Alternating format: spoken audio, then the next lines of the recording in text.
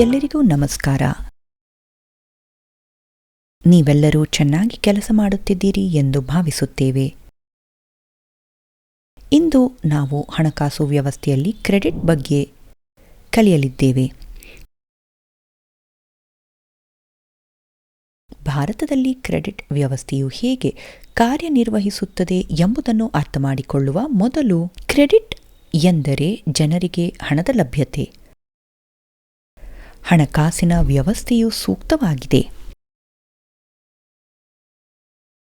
System ಹೇಗೆ ಕೆಲಸ ಮಾಡುತ್ತದೆ? ಒಂದು ವ್ಯವಸ್ಥೆ ಎಂದರೆ ಜನರ ಗುಂಪಿನೊಂದಿಗೆ ಪರಸ್ಪರ ಸಂಪರ್ಕ. ಪಾಠದ ಮುಖ್ಯ ವಿಷಯವಾಗಿದೆ. ಠೇವಣಿಗಳು ಮತ್ತು ಸಾಲಗಳು ಹೇಗೆ ಕೆಲಸ ಮಾಡುತ್ತವೆ ಮತ್ತು ಜನರಿಗೆ ಸಾಲಗಳು ಏಕೆ ಬೇಕು? ಕ್ರೆಡಿಟ್ ಸಿಸ್ಟಮ್ ಹೇಗೆ ಕಾರ್ಯನಿರ್ವಹಿಸುತ್ತದೆ ಎಂಬುದನ್ನು ನೋಡೋಣ. ಕಲಿಕೆಯ ಫಲಿತಾಂಶಗಳು: ಬ್ಯಾಂಕ್ ಠೇವಣಿ ಹಣ.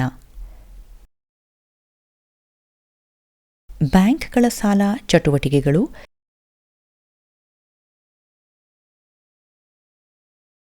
ಜನರಿಗೆ ಕ್ರೆಡಿಟ್ ಏಕೆ ಬೇಕು? 2 ವಿಭಿನ್ನ ಕ್ರೆಡಿಟ್ ಸನ್ನಿವೇಶಗಳು. ಸಾಲದ ನಿಯಮಗಳು. ಔಪಚಾರಿಕ ಮತ್ತು ಅನೌಪಚಾರಿಕ ಕ್ರೆಡಿಟ್. ಬಡವರಿಗಾಗಿ ಸ್ವಸಹಾಯ ಗುಂಪುಗಳು. ಕೀವರ್ಡ್ಗಳು: 1. ಮರುಕಳಿಸುವ ಠೇವಣಿಗಳು. ಗ್ರಾಹಕರು ಹಣವನ್ನು ಕಂತುಗಳಲ್ಲಿ ಹೂಡಿಕೆ ಮಾಡಬಹುದು.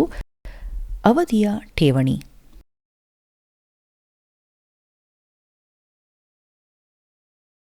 2. ಗೋದಾಮು. ಕಚ್ಚಾ ಸಾಮಗ್ರಿಗಳು ಅಥವಾ ತಯಾರಿಸಿದ ಸರಕುಗಳನ್ನು ಸಂಗ್ರಹಿಸಬಹುದಾದ ದೊಡ್ಡ ಕಟ್ಟಡ.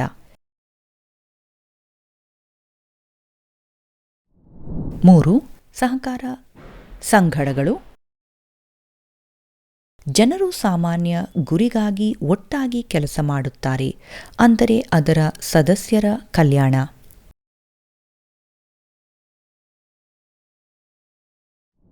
4. ಸ್ವಾವಲಂಬನೆ. ತನ್ನನ್ನು ಅಥವಾ ತನ್ನನ್ನು ತಾನು ನೋಡಿಕೊಳ್ಳಲು ಸಾಧ್ಯವಾಗುತ್ತದೆ. 5. ಅನಿಶ್ಚಿತತೆಗಳು.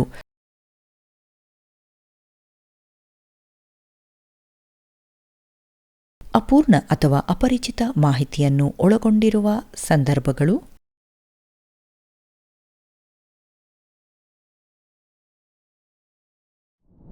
6. ಮೇಲಾಧಾರ. ಸಾಲದ ಮರು ಪಾವತಿಯನ್ನು ಸುರಕ್ಷಿತವಾಗಿರಿಸಲು ಸಾಲಗಾರನಿಗೆ ನಿರ್ದಿಷ್ಟ ಆಸ್ತಿಯ ಸಾಲಗಾರನ ವಾಗ್ದಾನ.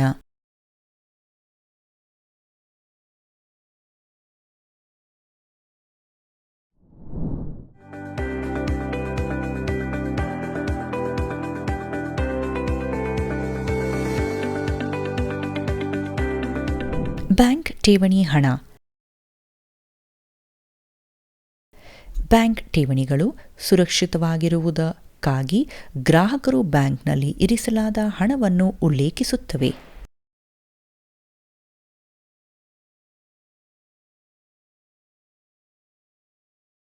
ಈ ನಿಧಿಗಳಿಗೆ ಬ್ಯಾಂಕ್ಗಳ ಜವಾಬ್ದಾರರಾಗಿರುತ್ತಾರೆ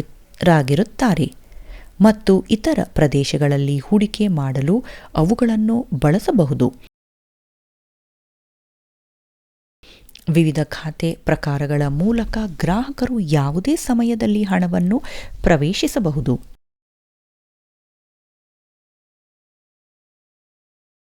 ಬ್ಯಾಂಕ್ ಠೇವಣಿಗಳು ಖಾಸಗಿ ಕರೆನ್ಸಿಗಳಿಂದ ಭಿನ್ನವಾಗಿರುತ್ತವೆ.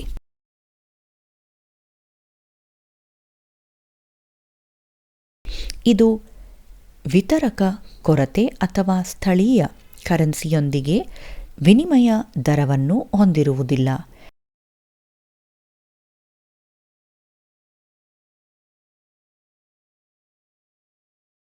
ಭಾರತದಲ್ಲಿ ಮರುಕಳಿಸುವ ಠೇವಣಿಗಳು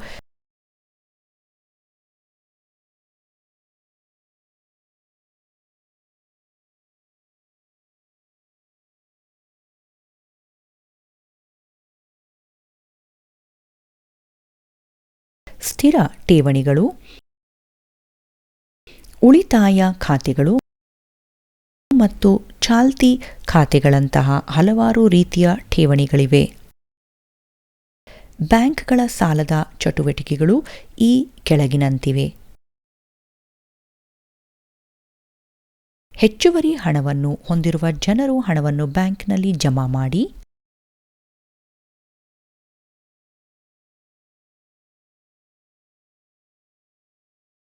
ಬ್ಯಾಂಕ್ ಅವರಿಗೆ ಶೇಕಡ ಹಣವನ್ನು ಹಿಂಪಡೆಯಲು ಬರುವ ಜನರಿಗೆ ಬ್ಯಾಂಕ್ಗಳು ಸ್ವಲ್ಪ ಹಣವನ್ನು ಇಡುತ್ತವೆ.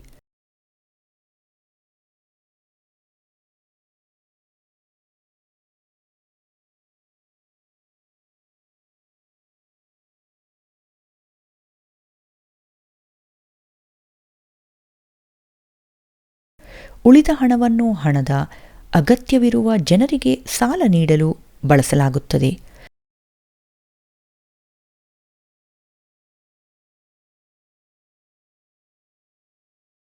ಜನರಿಗೆ ಕ್ರೆಡಿಟ್ ಏಕೆ ಬೇಕು?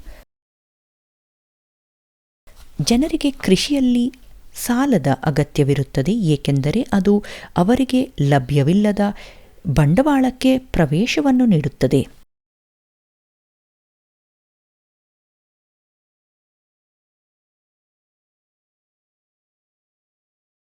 ರೈತರಿಗೆ ತಮ್ಮ ಉತ್ಪಾದಕತೆ ಮತ್ತು ಆದಾಯವನ್ನು ಸುಧಾರಿಸಲು ಇನ್ಪುಟ್ಗಳು, ಉಪಕರಣಗಳು, ಭೂಮಿ ಅಥವಾ ಇತರ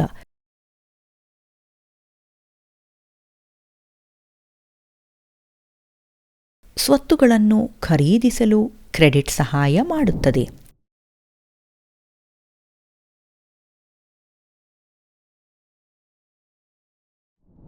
ರೈತರು ತಮ್ಮ ಬೆಳೆಗಳು ಅಥವಾ ಜಾನುವಾರುಗಳ ಮೇಲೆ ಪರಿಣಾಮ ಬೀರಬಹುದಾದ ಅಪಾಯಗಳ, ಅನಿಶ್ಚಿತತೆಗಳು ಮತ್ತು ತುರ್ತು ಸ್ಥಿತಿಗಳನ್ನು ನಿಭಾಯಿಸಲು ಸಹ ಕ್ರೆಡಿಟ್ ಸಹಾಯ ಮಾಡುತ್ತದೆ.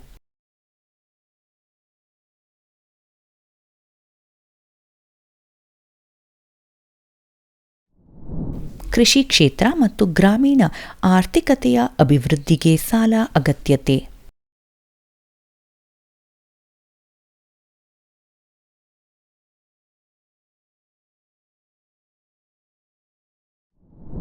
ಮನೆ ಅಥವಾ ಕಾರನ್ನು ಖರೀದಿಸುವುದು ಸೇರಿದಂತೆ ಹಲವು ಕಾರಣಗಳಿಗಾಗಿ ಜನರಿಗೆ ಕ್ರೆಡಿಟ್ ಅಗತ್ಯವಿದೆ.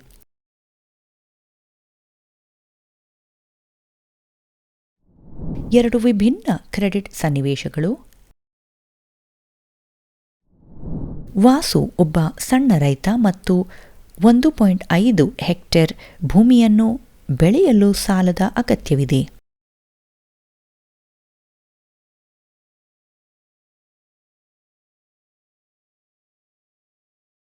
ಅವರು ಹಲವಾರು ವರ್ಷಗಳಿಂದ ಗ್ರಾಮದ ರೈತರಿಂದ 3% ಮಾಸಿಕ ಬಡ್ಡಿಗೆ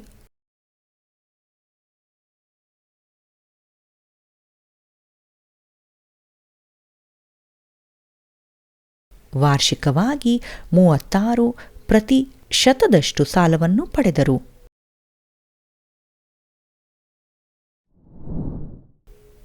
ಸುಗ್ಗಿಯ ಋತುವಿನ ಆರಂಭದಲ್ಲಿ ವ್ಯಾಪಾರಿಗಳು ಸರಬರಾಜು ಮಾಡುತ್ತಾರೆ, ಸಾಲದ ಮೇಲೆ ಉತ್ಪಾದಿಸುತ್ತಾರೆ ಮತ್ತು ಬೆಳೆಗಳು ಕೊಯ್ಲಿಗೆ ಸಿದ್ಧವಾದಾಗ ಮರುಪಾವತಿ ಮಾಡುತ್ತಾರೆ. ಸಾಲದ ಮೇಲಿನ ಬಡ್ಡಿಯ ಜೊತೆಗೆ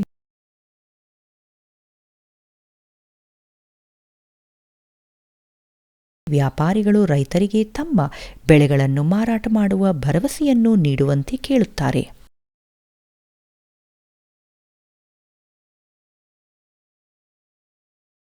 ಈ ರೀತಿಯಲ್ಲಿ ಮಾರಾಟಗಾರನು ಹಣವನ್ನು ತ್ವರಿತವಾಗಿ ಮರುಪಾವತಿಸಲಾಗುವುದು ಎಂಬುದು ಖಾತರಿ ನೀಡಬಹುದು.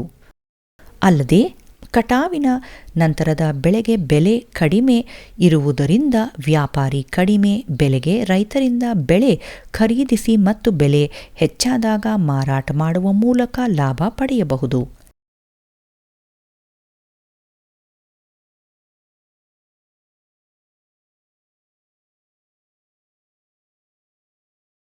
ಅರುಣ್ ಒಬ್ಬ ರೈತ ಮತ್ತು 7 ಹೆಕ್ಟೇರ್ ಜಮೀನು ಹೊಂದಿದ್ದಾರೆ.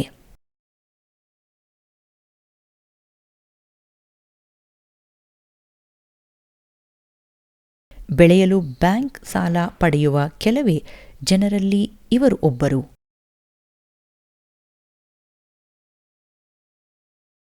ಸಾಲವು ವಾರ್ಷಿಕ 10% ಬಡ್ಡಿ ದರವನ್ನು ಹೊಂದಿದೆ ಮತ್ತು 3 ವರ್ಷಗಳವರೆಗೆ ಯಾವುದೇ ಸಮಯದಲ್ಲಿ ಮರುಪಾವತಿ ಮಾಡಬಹುದು. ಸುಗ್ಗಿಯ ನಂತರ ಅರುಣ್ ಸಾಲವನ್ನು ಮರುಪಾವತಿಸಲು ಕೊಯ್ಲಿನ ಸ್ವಲ್ಪ ಭಾಗವನ್ನು ಮಾರಾಟ ಮಾಡಲು ಯೋಜಿಸುತ್ತಾನೆ.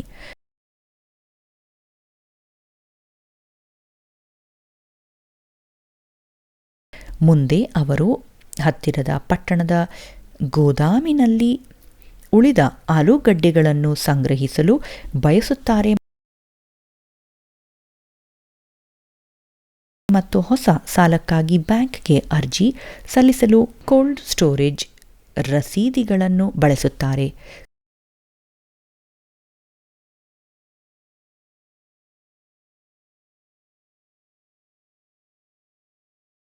ಕೃಷಿ ಸಾಲ ಪಡೆಯುವ ರೈತರಿಗೆ ಬ್ಯಾಂಕ್ಗಳು ಈ ಆಯ್ಕೆಯನ್ನು ನೀಡುತ್ತದೆ.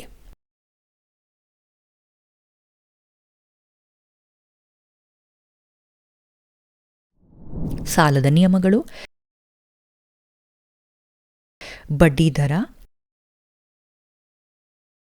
ಮೇಲಾಧಾರ, ದಾಖಲಾತಿ ಅಗತ್ಯತೆ ಮತ್ತು ಮರುಪಾವತಿಯ ವಿಧಾನಗಳು ಸಾಲದ ನಿಯಮಗಳನ್ನು ಒಳಗೊಂಡಿರುತ್ತದೆ.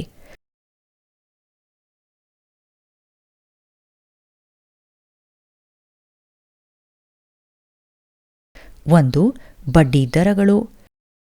ಎರವಲು ಮತ್ತು ಸಾಲ ನೀಡುವಾಗ ನಿರ್ಧರಿಸುವ ದರ ಬಡ್ಡಿ ದರವನ್ನು ಡಾಕ್ಯುಮೆಂಟ್ನಲ್ಲಿ ನಮೂದಿಸಲಾಗಿದೆ.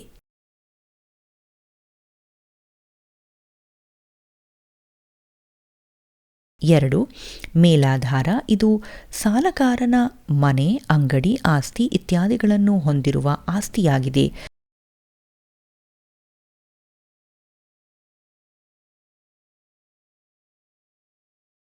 ಇದನ್ನು ಸಾಲ ತೆಗೆದುಕೊಳ್ಳಲು ಬಳಸಲಾಗುತ್ತದೆ. ದಾಖಲೆ ಅಗತ್ಯ.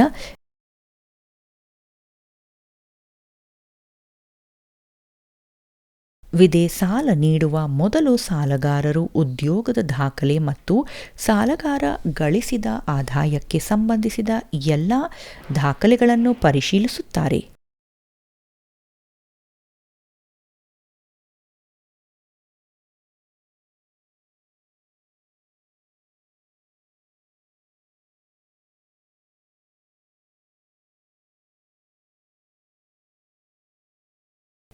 ಪಾವತಿ ವಿಧಾನ.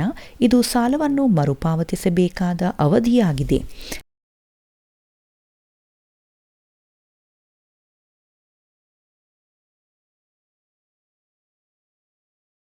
ದೀರ್ಘಾವಧಿಯ ಸಾಲಗಳನ್ನು 12 ತಿಂಗಳುಗಳು, 6 ತಿಂಗಳುಗಳು ಅಥವಾ ಮಾಸಿಕ ಕಂತುಗಳಲ್ಲಿ ಮರುಪಾವತಿ ಮಾಡಬಹುದು.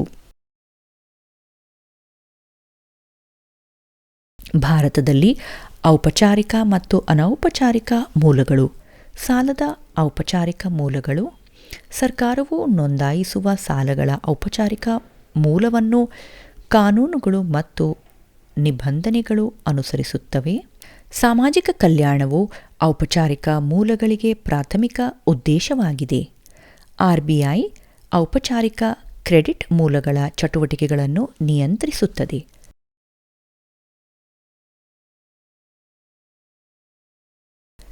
ಔಪಚಾರಿಕ ಮೂಲಗಳು ಸಾಮಾನ್ಯವಾಗಿ ಕಡಿಮೆ ಬಡ್ಡಿ ದರಗಳನ್ನು ವಿಧಿಸುತ್ತವೆ.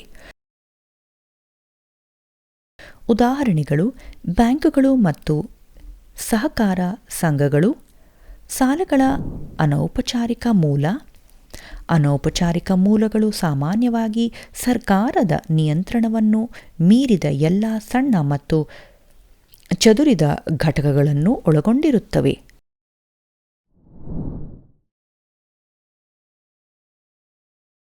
ಅವುಗಳು ಅದರ ಕಾನೂನುಗಳು ಮತ್ತು ನಿಬಂಧನೆಗಳನ್ನು ಪಾಲಿಸಬೇಕು. ಲಾಭ ಗಳಿಕೆಯು ಅನೌಪಚಾರಿಕ ಮೂಲಗಳಿಗೆ ಪ್ರಾಥಮಿಕ ಉದ್ದೇಶವಾಗಿದೆ. ಯಾವುದೇ ಸಂಸ್ಥೆಯು ಅನೌಪಚಾರಿಕ ಮೂಲಗಳಲ್ಲಿ ಕ್ರೆಡಿಟ್ ಚಟುವಟಿಕೆಗಳನ್ನು ನಿಯಂತ್ರಿಸುವುದಿಲ್ಲ. ಅವರು ಅನೌಪಚಾರಿಕ ಮೂಲಗಳಿಗೆ ಹೆಚ್ಚಿನ ಬಡ್ಡಿದರಗಳನ್ನು ವಿಧಿಸುತ್ತಾರೆ. ಉದಾಹರಣೆಗಳು: ಲೇವಾದೇವಿದಾರರು, ವ್ಯಾಪಾರಿಗಳು, ಕೆಲಸಗಾರರು, ಸಂಬಂಧಿಕರು ಮತ್ತು ಸ್ನೇಹಿತರು ಇತ್ಯಾದಿ. ಬಡವರಿಗಾಗಿ ಸ್ವಸಹಾಯ ಗುಂಪುಗಳು. ಗ್ರಾಮೀಣ ಬಡವರನ್ನು, ವಿಶೇಷವಾಗಿ ಮಹಿಳೆಯರನ್ನು ಸಣ್ಣ ಗುಂಪುಗಳಾಗಿ ಸಂಘಟಿಸುವುದು ಮತ್ತು ಅವರ ಉಳಿತಾಯವನ್ನು ಒಟ್ಟುಗೂಡಿಸುವುದು ಸ್ವಸಹಾಯಕ ಗುಂಪುಗಳ ಹಿಂದಿನ ಆಲೋಚನೆಯಾಗಿದೆ.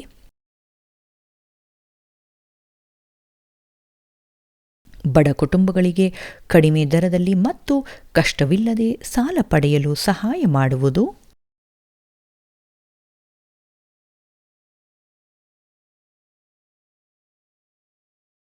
ಸದಸ್ಯರಿಗೆ ಸ್ವಯಂ ಉದ್ಯೋಗಾವಕಾಶಗಳು ಸೃಷ್ಟಿಸಲು ಉದಾಹರಣೆ: ಬೀಜಗಳು, ಗೊಬ್ಬರಗಳು,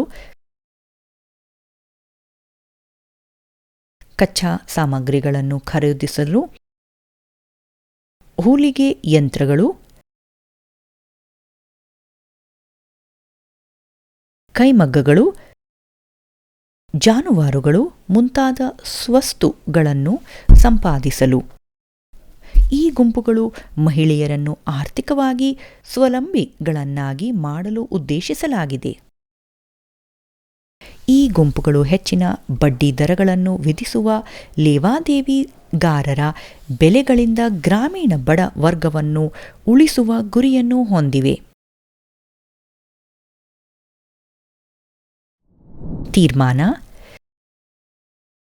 ಬಂಡವಾಳ ಸಂಗ್ರಹಣೆ, ನಾವೀನ್ಯತೆ ಮತ್ತು ಉತ್ಪಾದಕತೆಯನ್ನು ಸುಗಮಗೊಳಿಸುವ ಮೂಲಕ ಕ್ರೆಡಿಟ್ ಆರ್ಥಿಕ ಬೆಳವಣಿಗೆಗಳನ್ನು ಧನಾತ್ಮಕವಾಗಿ ಪರಿಣಾಮ ಬೀರುತ್ತದೆ.